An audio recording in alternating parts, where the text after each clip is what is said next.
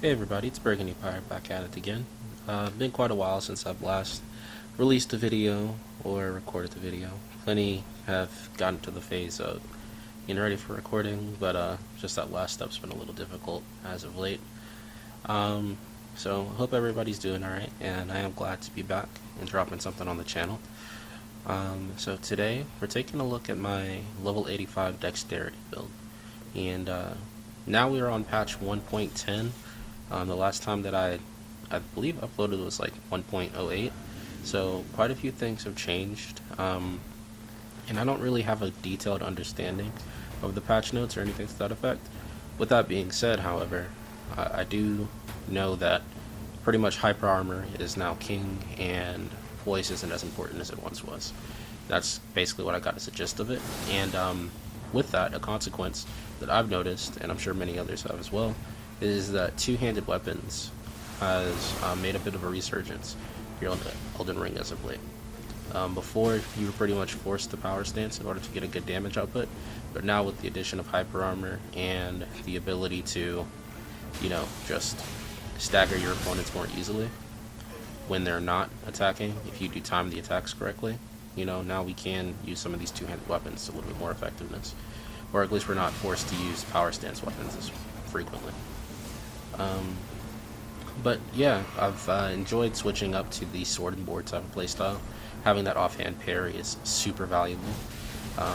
It adds a lot of variety, and it kind of gives you a get out of jail free card for overextending yourself at certain points. And it's also good for situations like that, dealing with extra aggressive hosts or phantoms. And I've changed up my build. Now I'm using the dagger talisman. It's like literally the first time I've ever used the dagger talisman, and I'm enjoying it. I enjoy having the ability to get somebody out of there. A bit about me: my favorite PvP experience, I would have to say by this point, is Dark Souls 1, and that might not be a popular take in this day and age, but I really did enjoy it when it wasn't just a backstab fishing fest, but when backstabs were viable and it was an actual way to punish your opponents. I'm not good enough to backstab in most of the other games. I got pretty good at Dark Souls 2, but when Dark Souls 3, Bloodborne, which we don't really talk much about Bloodborne, at least in the PvP capacity, and the Demon Souls remake came back. Well, Demon Souls remake's PvP was pretty much dead from the get-go because not enough people had PlayStation 5 to get a scalping, but say love you. I feel like I'm missing a game. Dark Souls 1, Demon Souls, Dark Souls 2, Dark Souls 3, Bloodborne, Elden Ring, Sekiro, but there's no PvP in that unless you mod. So I think I hit everything. But yeah, just having the ability to parry and it actually be a viable option is really nice. It's something that I find quite enjoyable. And mixing it in with the weapon arts that were not, in a lot of those games. It's really cool. So I do start to parry quite a bit more frequently, and I enjoy having it as an ability to punish.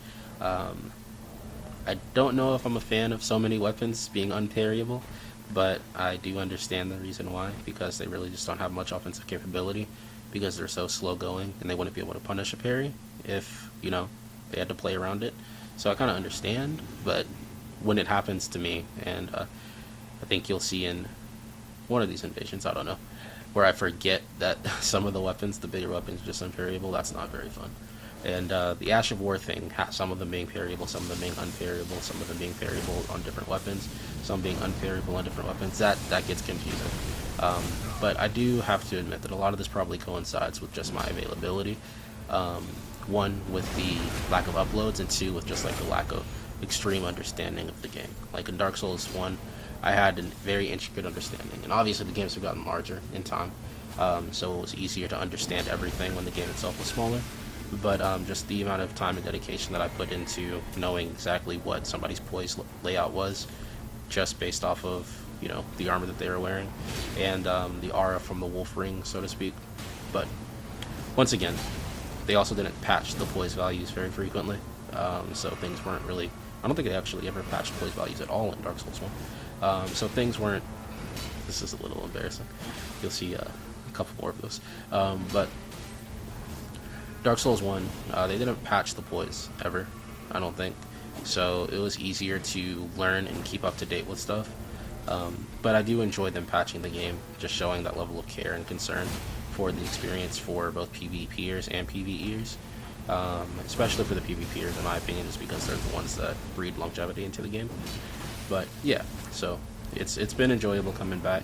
It was a rough going for a little bit there, just trying to get accustomed to the new updates, and it can be kind of discouraging at times, especially as an invader going into 2v1 and 3v1 scenarios more often than not, very rarely having any backup and potentially having that backup betray you and attack you. If they're, I always assume they're just newer to invasions, but say love you. So it does take a little bit of extra knowledge. And like the way that I look at it is, even if somebody's like 80% better than, or 80% of your skill level or what have you, 70%, it doesn't matter if there are 2 of them, or 3 of them for that matter, because they just have so many abilities or so much opportunity to punish you that you're just not afforded to punish them. But I don't really mean to rant or anything, just kind of talking off the top of my head about my experiences in PvP, and kind of getting over the slump. And I have moved down to level 85 for my invasions, just because I feel like the TTK, time to kill, yeah, the TTK is quite a bit lower. So even if you are getting ambushed by quite a few people, you actually do have an opportunity to get away, or at least somebody at my skill level does, because I'm not one of those YouTubers that's really, really good. Excuse me, it's really, really good at the game. I wish I were, and I honestly, I really, really wish I do. I did have that skill set available to me, like seeing people like Stilowski and G9 and Chase the Bro, just being able to swap and switch and kill in every manner, every which way. It's very impressive. But I don't have that, so I have to kind of work around that and still try to find success in PvP. And some of the ways that I do that, rather, comes from just kind of developing my tactics and my arsenal, so that I can do pretty much everything that I would need to do in most situations that I'll come across. This bow that I'm using is a really good example of that, because it's a really good way to just, get some people out of there pretty quick, do some, damage control. Also has a nice area of effect. And from the first invasion, if you remember, or if you want to rewind or what have you, it's also really good just if you're being rushed down, you can play with it a little bit and make it land on yourself, so that you can kind of give yourself a little aura of invincibility and damage. Well, not necessarily invincibility, but just extreme damage to the enemy if they rush in. And yeah, another thing that I really like about it, specifically concerning the Ash of War, is if you have multiple opponents and they kind of are staggered running towards you, but they're all running in a straight line, just at different levels. If you get the person in the front of the line, you're going to get the second and third person, or the second person or the third person, because the delay is going to make it so you can still get them, and that gives you a little bit of separation so you can try to handle one of those people. I am trying to get better with the free aiming of the bow, of the great bow, because it is really useful, and I have invasions in the past where I've just about killed somebody, missed the free aim, got ambushed, and then died. That's just a portion of my aggressive nature when it comes to these games, but it is what it is. But yeah, I am really enjoying the ability to parry and get backstabs, because if I'm being completely honest, it felt like both sets of criticals, everything but a guard break essentially, was just non-existent in the game, unless you could do like a quick transfer, or what is it called? Quick swap, soft swap, no. Yeah, soft swap to a shield and catch somebody extremely off guard, just because of the offensive viability or lack of viability of having a shield in your hand. For the most part, unless it was the fingerprint. Not even that was a couple patches ago, right? And you can't parry with that. So it has been enjoyable, and I do plan on getting back to recording and uploading. And one thing that I'm really looking forward to is just learning how to edit a little bit better, make the videos a little bit more intriguing, and potentially moving on to different types of stuff. Just because I think that variety is the spice of life, as they say, and it'll be fun for the channel going forward, and it'll be fun for me to grow as a YouTuber individually, and hopefully the community as well, or growing into a community rather.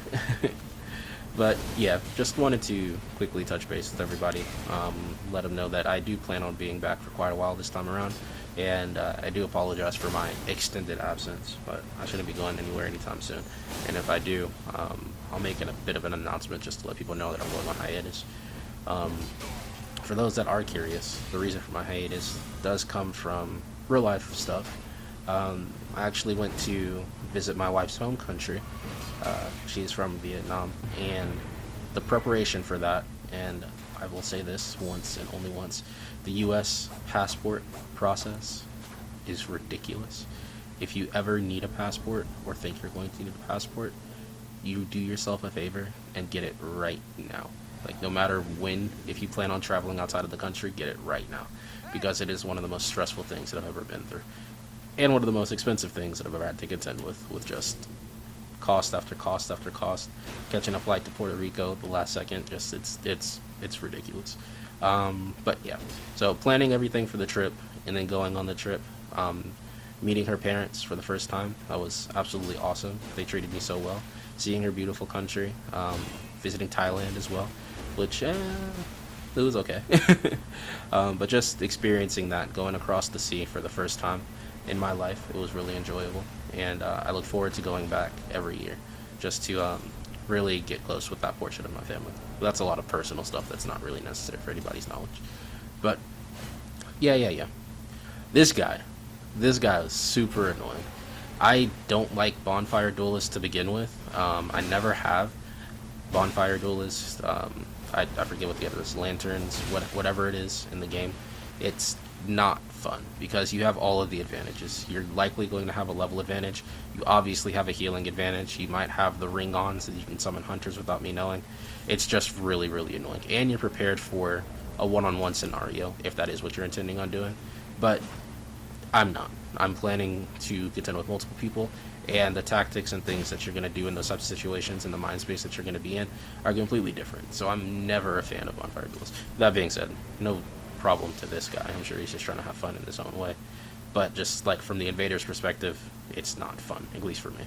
And it kind of breaks up the sense of an invasion. If I wanted to duel, I would go to the dueling arena, or if there isn't a dueling arena in the game, the designated dueling area. I think it's kind of strange to force people into duels with you, but it is a part of the game, and you play the game however you want, right? It's your game. But yeah, not really much to talk about other than that.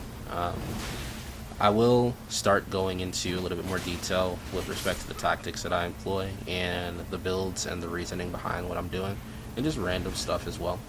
Just enjoying the game again, and enjoying other games, and just enjoying uploading. And I look forward to it. It'll be quite a bit of fun just going through those things. And I'm sorry, I'm getting focused on the actual happenings of the invasion. Whenever I see a Rivers of Blood, I get really excited and really scared. This is what I was talking about earlier, by the way, with not being able to parry a weapon. Like, I should have known. It's a heavy weapon, you can't parry it, yada yada yada. But yeah, with Rivers of Blood, I get really, really scared because it seems like I either die after missing a parry, immediately after missing a parry, due to latency, mistiming, whatever. Or I get the parry, and I'm really excited, and I just take them out pretty quick myself. So, yeah. I think this is the last invasion, and I had quite a bit of fun on this one. I enjoyed it. It's a 3v1, but I kind of said to myself before this invasion setting, or a session rather, that I'm not going to focus on taking out the phantoms one by one like I see the other YouTubers do. They're better than me, so they can get away with that type of stuff, right? I need to focus on just taking out the closest person, or, if possible, the host. Just like I did when I was younger and scrubbier, right? Because with that, I find that I enjoy it more myself. Just enjoy having the ability to win, because those other YouTubers, they're pretty much guaranteed to win just because they're so much better than their competition. I am not, and I get really annoyed when I lose, and I always think it's so much BS and yada yada yada yada. I don't want to lose. But I did add a couple of things to my arsenal just to kind of alleviate that. It seems to be working out pretty well. But with all that being said, Burgundy Pyre out. Thank you everybody for tuning in, and I do promise to be back more frequently going forward. Have a good one.